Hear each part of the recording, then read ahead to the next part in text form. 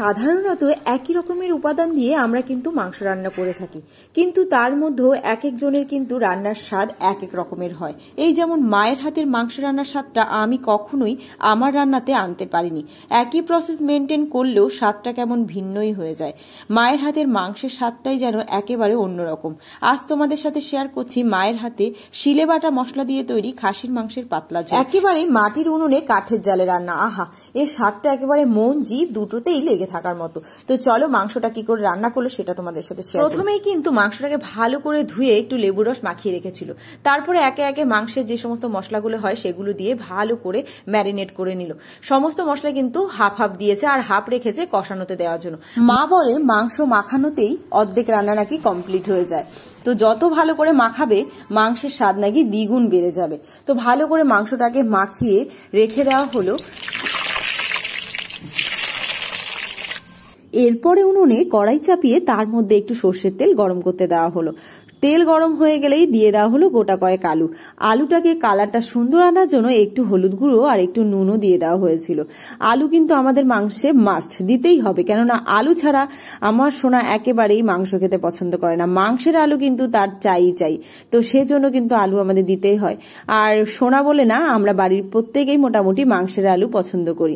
তারপরে আলুটা সুন্দর লাল লাল করে ভেজে তুলে নেওয়ার পরে কিন্তু সেই আলু ভাজার তেলের মধ্যে গোটা গরম মশলা, তেজপাতা দিয়ে একে একে পেঁয়াজ কুচি, একটু নুন, আদা রসুনের পেস্ট, লঙ্কার পেস্ট, তার সাথে কিন্তু একটু গুঁড়ো মশলা কালার আসার জন্য আর কি লঙ্কার গুঁড়ো আর একটু ধনের গুঁড়ো আর সঙ্গে একটু গোলমরিচ, এটা দিয়ে মশলাটাকে কিন্তু তেল ওঠা পর্যন্ত সুন্দর করে কষাতে হয়েছে।